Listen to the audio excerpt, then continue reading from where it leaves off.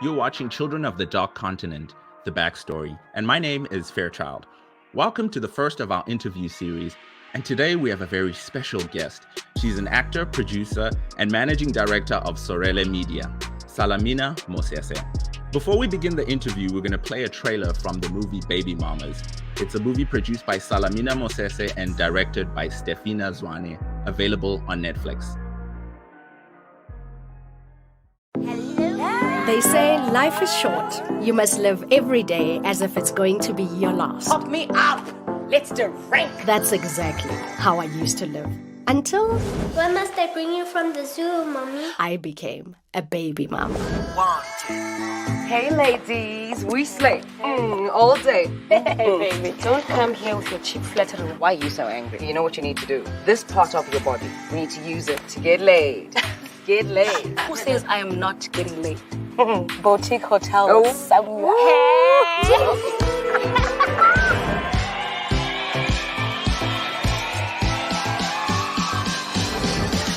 What's this, Chantal? A pregnancy test skin and it's positive.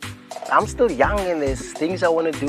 There's these new sneakers coming out. I just expected more from someone who was raised by a single mother. I still love you. And I know that you like me. But I want you to love me again. Girl, I was with Caesar. Same Caesar who kicked you out of the house in the middle of the night. He's better. Ntutuko, Would you rather your child goes to bed hungry than Tutuko? Of course not, Sandy, but that's not. I don't earn enough money. I'll see you in court. Court. Sandy. he hung up. Caesar, baby, your phone's ringing. You have no business going through my phone. Get the hell out of my house right now. I truly believe that there's good men out there. They are, and they're all after Tolly. Michael, Maybe we can grab a bite together. When are you guys kissing? Who says we haven't already? you are such an embarrassment. Is that how you got pregnant with Seppo? With a peck on the cheek? I'm going to keep the baby. Maybe we can have a weekend away. Road trip. Road trip. You know you want No matter what they say, girl, I promise I'll love you forever, every night and day. Girl, you color my world like a rainbow. To the amazing woman in my life, may we find true love. May we appreciate it once we have it. And may we never, ever, ever settle for less. I love you.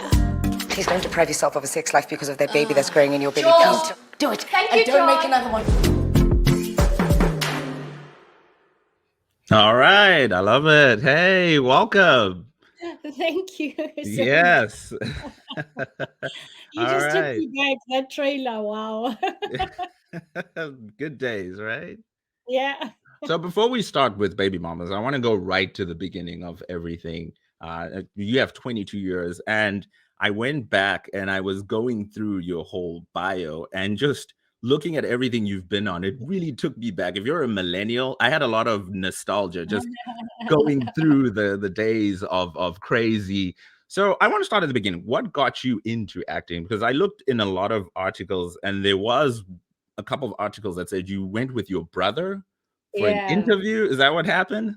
Yeah. So my brother's 2 years younger than me. At the time, I mean, he must have been what? 9, 8 or 9. So my parents were like, okay, just help him fill out the audition form. He might have to answer a couple of questions. You'll just help him out. It was one of his first auditions. So we went in together naturally at home. I had been practicing his scene with him. So while I was waiting after his audition, the man who was auditioning him at the time, I didn't know it was actually the show creator of Soul Buddies and the producer director, Mr. Bobby Heaney.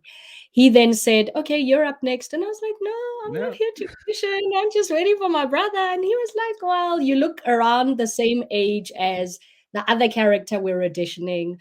So just try it out. And then I actually went back into the room with my brother.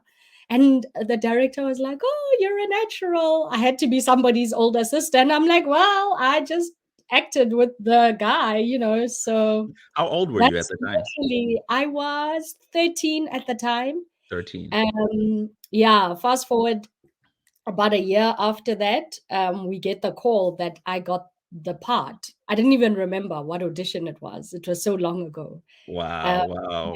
That's how Soul Buddies started, and that became my first TV job. And you were still in school, so how did that change your whole life after that? Now Oh man, it changed my whole life. That is very aptly put. You you know, we shoot for 4 months at a time. Okay. Just, to get, and it's literally 14, 15, 16-hour days. For a kid, it means you're out of school.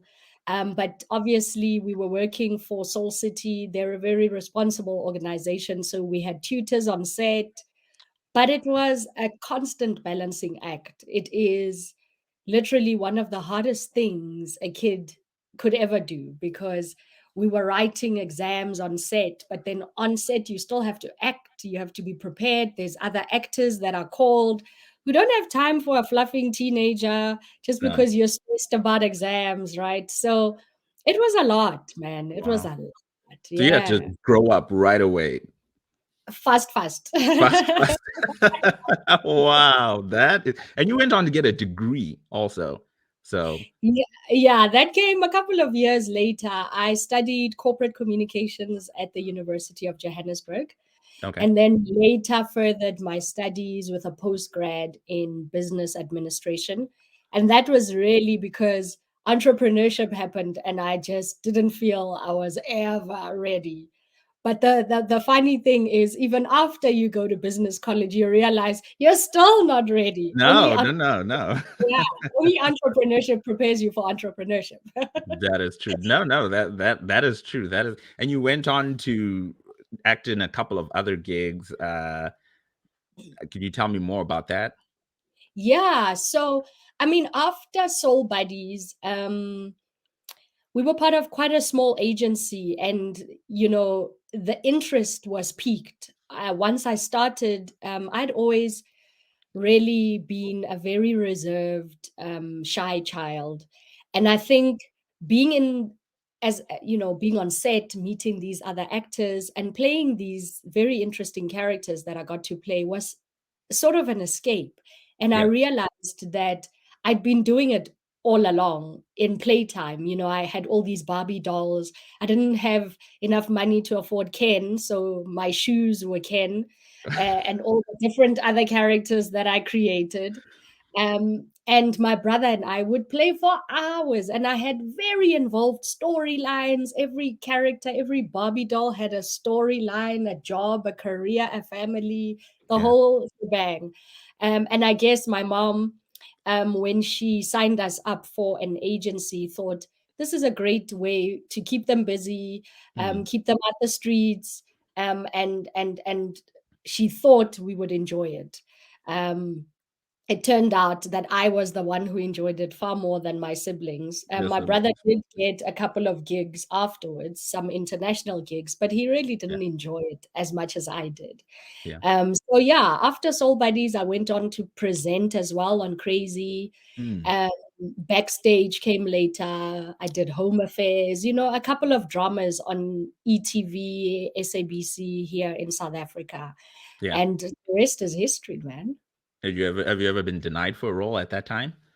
Oh yeah, of course. Because I always think as a 13-year-old, you have to have a really good self-esteem and be able to remove yourself from that and understand that it has nothing to do with I think the things that you self-esteem. can change. Look, I think the self-esteem probably came later. When you're a Okay. kid, the rejection is hard. Yeah. Yeah, I don't think there's any way to really prepare someone that young to constantly be rejected and then see the job that you You went could for have had. on Yeah. TV.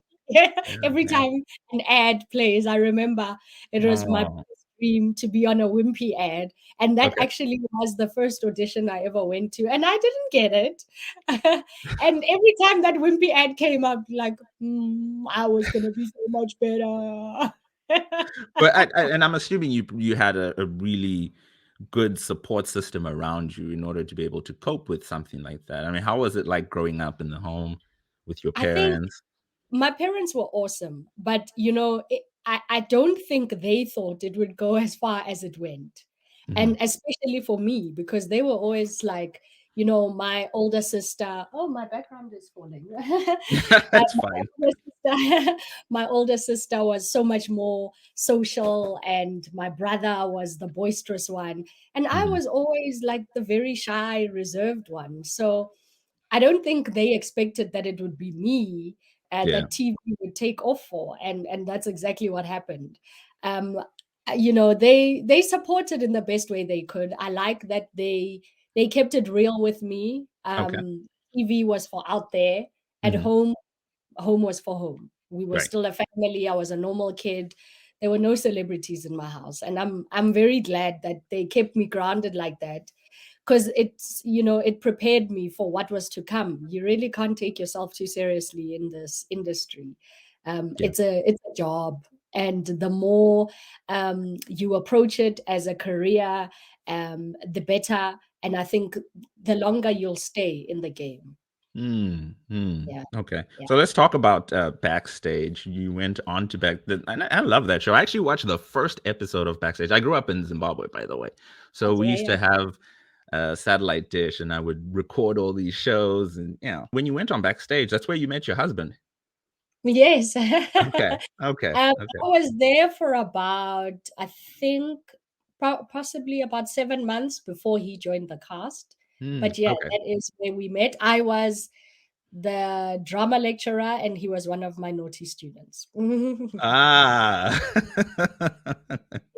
Because how does that work? I've always been under the impression that in the industry you can't, or you're not supposed to make it public if you're dating. It's something that needs to be kept under wraps. Or how does that work?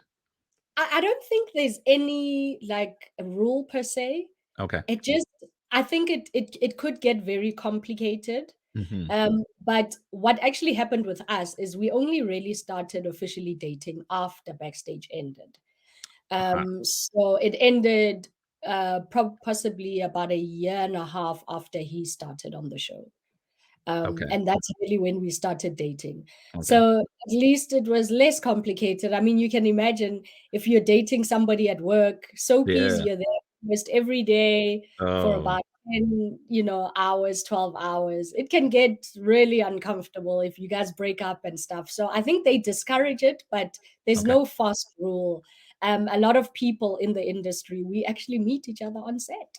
And back then he already was a celebrity. He had an album. So did you know who he was when you meet him, or you played it cool and you were just like, oh, okay? No, so he grew up watching me on TV. I didn't know that he was a Kwaito star touring the country with Kabelo and the group Blackjack.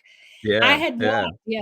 So he actually thought I was just playing hard to get, because I was just like, who is this? She doesn't even know. Yeah. So, and he sometimes was that makes you lean into the person. You're like, okay, because you're used to getting that attention. That I know how this is going to go, and then it's like, oh, okay, this is something different.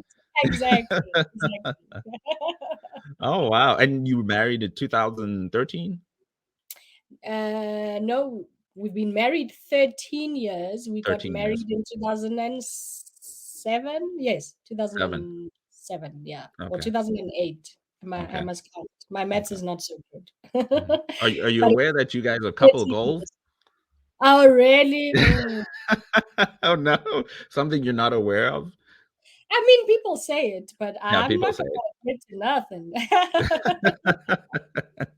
I think, look, people like us together, and it's great.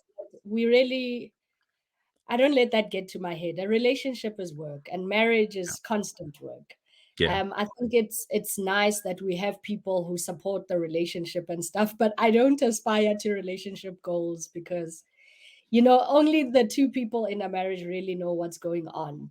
That's true. So that's true. It happens. People will admire from far and all of that, but at the end of the day, no one really knows what's really potting. So, no, I agree with that. I agree. When does the go ahead? We just want to be a normal couple. Yeah. No, I agree. I agree.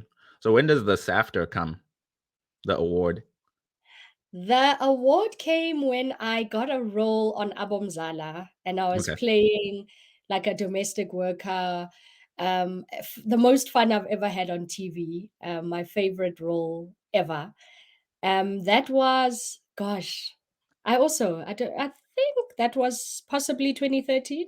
2013. Um, yeah, it's a couple of years ago. Years ago. And Yeah. that was a comedic role, right? Yeah, yeah. So Okay. that the award was for best actress in a comedy, and it was awesome. In Abomzala, it's a group of four helpers. We work in different houses and stuff. And my character does not speak a word of English. She's Mhm. a Limpopo girl like myself. Where you were born? Yeah, where I was born. And she comes to Joburg searching for the bright lights and a job just to put, food on the table. And she meets these crazy divas who are also working in the kitchens, in people's homes, etc. And they strike up a friendship. They sort of take me under their wing. They tease me completely, but it's such a crazy character, and the comedy did very, very well on SA TVs. We've done 2 seasons. I'm hoping that SABC will renew it and we do another third season. It's Another a lot third of season. fun. Wow, wow, wow. No, that's awesome. And you also went on to host I Want to Sing. Was it called I Want to Sing Gospel? Yeah. Okay. So that's it's like an American Idols for gospel Mhm. singers. So what does religion play in your life? I think it plays a really important role, but I'd say less religion and more spirituality. Hmm. But I was raised a devout Catholic, Roman Catholic. My parents, church was an every Sunday thing. I did Holy Communion. I got confirmed. So I went through Yeah. all the rites of passage for a young Catholic girl. Mhm. But I think when I left home and went to varsity, it was really for me to have a relationship with God for myself. Hmm. And that's really when I started questioning a lot of things about religion, about the church. I found myself drawn to the charismatic churches more. It just felt more fun. I preferred the praise and worship there. It Yeah. just, yeah, it seemed more like a rock concert every Sunday. So I gravitated towards that and stayed there for a while. But yeah, over the years, I think it's less about church attendance and more just about a personal relationship for myself and what that really means. Um, and it's a constant. I'm learning something new every day, Hmm. and also about myself. So yes, I pray a couple of times a day. I am in constant communication with God. I think my relationship with a higher being, it keeps me sane, and has helped me weather many storms in the industry and personally, Hmm. and in my health, etc. So yeah, Hmm. that's my relationship. Yeah, let's talk about that with in regards to your health, if you're okay with that. I know you have spoken about it before. At one point, you had a stroke. Mm. Yeah, Yeah. just before I turned 30, I had a stroke. I was actually on set. I was on Sievandalan at the time. It's a soapy on SABC2. Mhm. And it was just a crazy experience. It came out of nowhere. It was a mild stroke, a TIA, as they call it, which is a mini stroke. But it was definitely a warning for me to just take note of what's happening in my life, what's happening in my emotional life, Mm. what's happening to my body. Mm. And I've had a love hate relationship with stress, anxiety, depression. And Mm. that really, over an extended amount of time, I had just been taking on way too much and I wasn't listening to all the signs that my body was giving me. And that's really, that was my wake up call to just slow things down and realize that there are more important things in life than work, work, work, and chasing the next accolade and the next thing and the next thing and the next thing. And it was scary. It was scary. But, I have always been very blessed to have a great support system in my family and in my friends. And it took all hands on deck to just get me back to a place where I felt like I was coping again, and that I was prioritizing my health, and the things that matter. Um, so yeah, the journey to recovery just felt like it took forever. But I was one of the lucky ones because I wasn't left with any permanent damage to nerves and things. Um, Slight weakness on the right side of the body, Okay. that lingered, and but with physio, I started going for Eastern therapy, cupping and things like that, just natural remedies. I am still on homeopathic treatments, just to manage the inflammation in my body and my anxiety and stress levels. So I guess it's just going to be something that I need to be aware of for forever, for the Yeah. rest of my life. And it's something that taught me to really just take note and say no. Yeah. When you're just tired and you need the time out, take the time out. Yeah, I, Um, I find it it's very interesting because you are very open in regards to mental health, and that's in African culture. It's not something that we embrace when it comes to topics like depression and mental health. mhm, So and your husband, he has spoken about it too before. He is a diabetic. mhm. Okay. Yeah, he has type 1 diabetes. He was diagnosed about 21, around 21. Okay. And yeah, so his dad was type 2 diabetic. Um, and he's been living with it for many years. Very health conscious, very disciplined. But yeah, that's his chronic illness, and depression is mine, you know. So do you So it's feel that's like brought you guys together? The fact that you have like health is something that you both connect and you can both uh, relate to each other in regards to. I think, yeah, definitely. I mean, you learn to read somebody's moods, because depression is also, much as it's a physiological condition, it is also a mental battle. I see him when he's struggling. Mhm. When you just can't control your own body, and your sugar levels affect everything. They affect how you feel, what you eat, how you eat. If his sugar is high, he's extremely fatigued. When it's low, he's snappy. So Mm, it is as much a mental battle as it is a physical one. So it certainly has made us very compassionate and empathetic, with each other. I think it's important when the people who are around you really do affect, even how you feel about yourself. So naturally, we've both grown immensely mm. just by having been coming in contact with each other. I don't think it brought us together per se, but I think it's taught us, and we had to grow up quickly as well. When you do wedding vows, that whole in sickness and in health, um, Yeah. it it's a real thing. And when it's chronic illnesses like we have, it's every day. We never switch off. I'm never going to wake up and have him not be diabetic, or, well, it's possible. Mm. But it's our everyday reality. It's like the other child we live with, because it never goes away.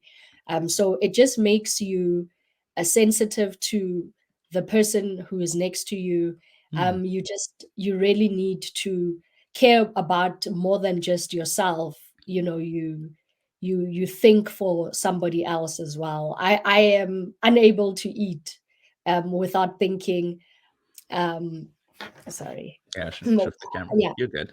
All right. Yeah. I'm unable to have a meal without asking myself, what is he eating? Has he eaten? What does he want to eat? And he also, he starts his days much earlier than I do. For those days when I'm struggling emotionally, he needs to come and check, am I getting out of bed this morning? So it's just small things that become a part of your everyday. Okay. And you go on to start a media company, Sorelle Media. Yeah. Okay. We interestingly, Stefina and I went to the same varsity, and we had this idea in varsity already, but Wow. just life happened, and we just kept putting it off, putting it off, putting it off.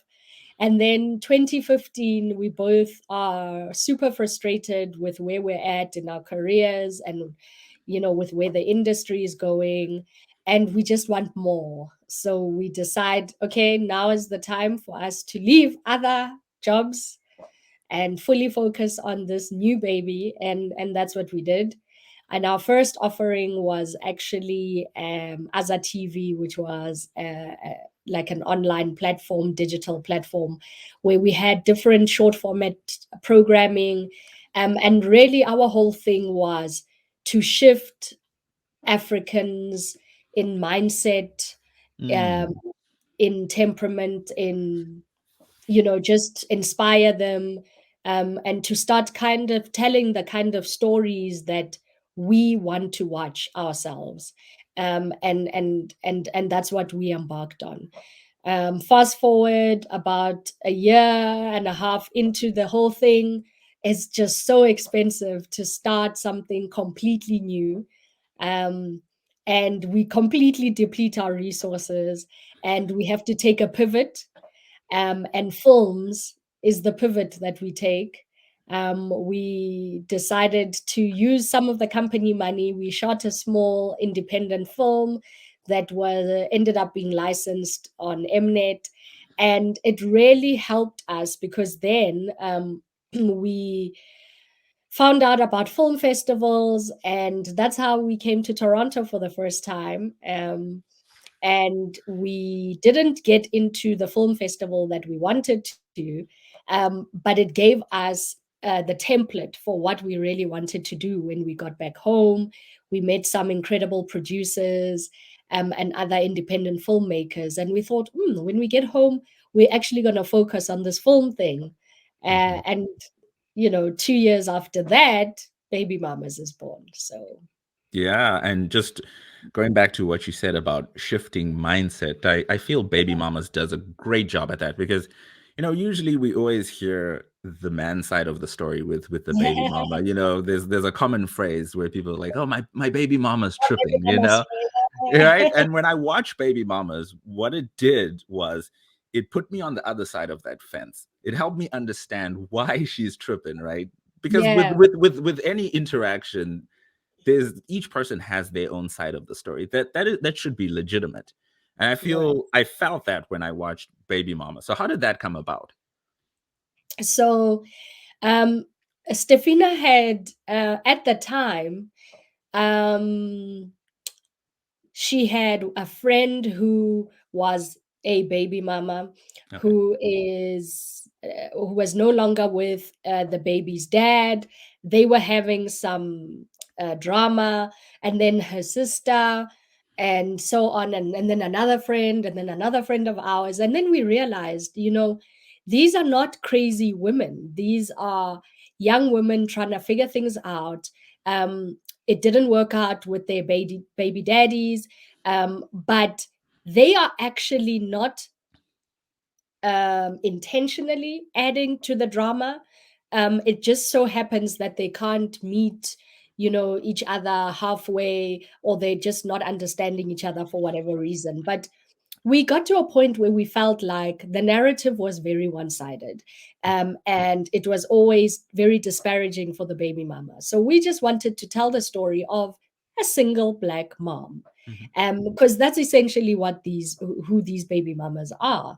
They're young black moms who are still career driven, still, wanting to find love, who love their kids, but also love their friends, and we saw these women around us, and we just felt that they weren't well represented in media, in just the general discourse amongst people. So we wanted to tell a story that didn't disparage the baby mama, that didn't cast a negative light on it, but just told and showed, 4 different baby mamas with different storylines, but who all had their own unique qualities and were still essentially telling the story of a single black woman, and the challenges that she's facing. And that's really how Baby Mamas came about. And we wanted to keep it light, so that's why it's a comedy, comedy drama. And it's for us to see ourselves reflected back to ourselves on screen, and be able to laugh at ourselves, but not find it demeaning. And that's really the story that we wanted to tell. Yeah. And I think as a viewer, as a man watching it, you find yourself rooting for these characters. I know the Yeah. one scene that was a favorite for everyone was when Danae's character, when she was ripping the couch. Yeah. I'll tell you my favorite scene was when it was you with, I think his name was Alex, and you were having dinner. Michael. And Michael, okay. And Yes. the camera was panning around, because I'm a big nerd also when it comes to like, it's Okay, on, I pay attention to like the movements, because there were a yeah. lot of you had a lot of static shots, you had some shots that were moving, and it helped to definitely tell the story. So it's a good movie to watch for anyone who hasn't seen it. Go out and see it. It's on Netflix. So how is the movie industry out there in South Africa? How was the reception like? Yeah, look, our industry is small. I mean, when you compare it to other bigger industries, but it is an exciting industry in the sense that there's a lot going on. There's a lot of great talent coming out of South Africa, and now, with the Netflixes, and Amazons and Apple iTVs, etc., really paying attention to our industry, it really is a good thing, because it's growing the industry. It's making people aware that South Africa has come to play. So it's a great time for us as filmmakers to really try our hand at telling the kind of stories that we want to tell. I think a lot of the stories that have done well from South Africa have been the very political stories. With our political history, this is sort of what everyone has sort of expected to come out of South Africa: the big Mandela stories, the big Winnie Mandela stories, the Oliver Tambo stories, and all of that. But really, we as filmmakers just want the freedom to be able to tell any story, because it's still a part of who we are. It's still an export of sorts. When we were in New York with Baby Mamas, somebody in the audience said, "Oh, yeah, but why are you showing such a glamorous side of Africa?" And I said, because Africa is not one thing. There are glamorous parts to Africa. It's not just the dirt streets and shanty towns and shacks and stuff, and Right. babies and children with flies on their noses, blah blah blah. So it's important that we as filmmakers fight for our right to be telling the kind of stories, whatever that is, whether they're deep or not, whether they have a big message or not. We just need to be able to, like the rest of the world, tell a myriad of stories. And I think that's happening more and more. And as a filmmaker, as a creative, as an actress, it's an exciting time, because then there's so much for us to play with. And we're also still very much developing an audience, because, South Africa, we don't have a signature as filmmakers. When you watch some international films, people will be like, "Oh, this film is so French." And I want somebody to say, "Oh, it's so South African." What does that mean? And eventually we'll get to that. And where some of the younger filmmakers coming up and fighting for our right to have a signature, whatever that is, and see what we can create. So it's good times. So how about in terms of availability? There is a large audience for us who are in the diaspora. What we find is we want to, have access to these films. I know you did Love and Guaito. I was looking all over for that.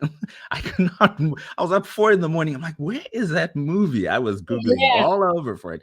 So, how do you feel steps are being put in place where we can be included in that discussion, where we can also have access to these movies? I know Netflix is doing a great job, but it's still limited in regards to Yeah. what we, have access to. Yeah. Look, I mean, films like Love and Guaito, we licensed it to Mnet, and Mnet likes to buy out the rights all out. Yeah. So then you're not going to see it on any other platform but the Mnet platform. And that's, some of the stuff, the changes that we're hoping will happen in our industry is the more platforms that come, the more accessibility they will be to our films and our products. So it's still a developing conversation, I think. There are a lot of organizations in our industry that really want to, demystify some of the contracts that we sign for our films so that you can't have somebody who can monopolize your film and take it, for very little money. But it's all, I think, the more we expose ourselves to other industries and what other industries are doing, the better kind of deals we'll be able to attract for ourselves, and the better conversations that we can have with the big players when they do come into our territories. So yeah, it's still baby steps at the moment. I think, we want to also get to a point where we're as big as like the Bollywoods and the Nollywoods, etc. And that took years for them to get to that point, and it took them also establishing their own audiences and having the audience also dictate how they distribute to them. And I think we'll eventually get there as South Africa. It's just our industry is very much owned by the broadcasters. So the independent filmmakers are fewer than the big production houses that are doing all the big shows that we have on our channels.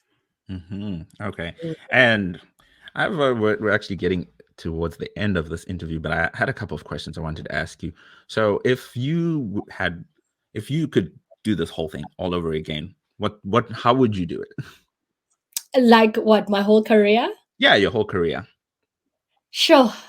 I don't know that I would change it because, to be honest, that's a very good question. Perhaps I would have studied overseas sooner, I think. I think exposure to a different industry would have stood me in good stead. I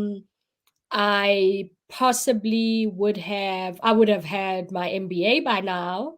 It's something that I still want to do. Okay. Yeah, I have an interest in economics and business and travel. Because Travel is a you big part talk of generational wealth quite a bit. That's something that it's more about the legacy. I want to. My kids need to start off from a better position than I started, and I think, the more deliberate we are about creating legacy for our kids, the more we will see better stories for our families, and then generations will start to change.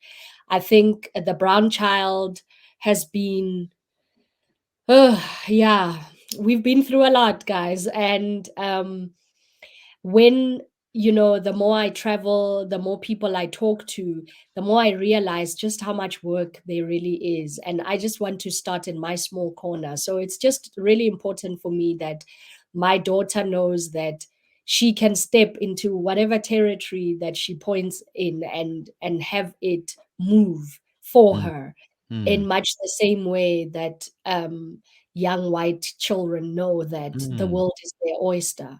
So I think that's why, more than it is about generational wealth, it's about the legacy and what sort of head start we're giving to our children. And that's really what I want for my daughters, to give them a head start in whatever industry it is that they will eventually end up in.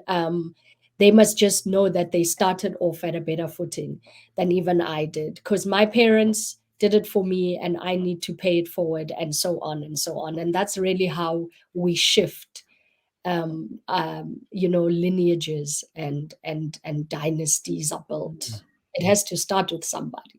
Wow, that's powerful. So before we go, I'm going to ask you just 3 quick questions, okay? Yeah. So the first one I have for you is, if I gave you a ticket to go anywhere in the world, where are you going first? I am going to Peru first. All right, awesome. I like that. Yes, yes. You should get the train to Machu Picchu. I'm definitely There's a very nice train that goes down there. Okay. Okay. Question number 2. What song do you have on repeat right now? Don't judge, but it's Holy, Justin Bieber. I really love that song. What's the song called? Holy by Justin Bieber. Okay, I need to look it up. Yes, I'm sure you know it. It's no very, judgment. There's no judgment. Yeah, there are a couple of songs that I like from the Biebs. So okay. And the final question: what is the last book that you read? I'm still reading it. Actually, it's a book by Kojo Bafo. Listen to My Footsteps. That's very interesting. He is a South African poet, writer, and he talks about parenting, fatherhood, and his relationship with his father, etc., etc. Very interesting, quite pensive, and it's been interesting just getting to know the mind of the Kojo that most people know from social media, and so that's the book. Actually, I'm going to have a bonus question. Give us one book that you recommend that everybody should read. Look, I'm a big Paulo Coelho fan. So I won't say The Alchemist, although I think everyone should read The Alchemist. But his favorite book of mine is The Zaire. It really gave me a very, very different perspective on love and self-love and just love in general. And The Zaire was a surprise for me. Everyone had always spoken about The Alchemist. My favorite is The Zaire, so I'd say The Zaire. And there you have it, folks. Salamina Mosese, thank you for coming on. And everybody watching, Children of the Dark Continent, follow us on everything. Thanks, guys. Thank you. Cheers. Cheers.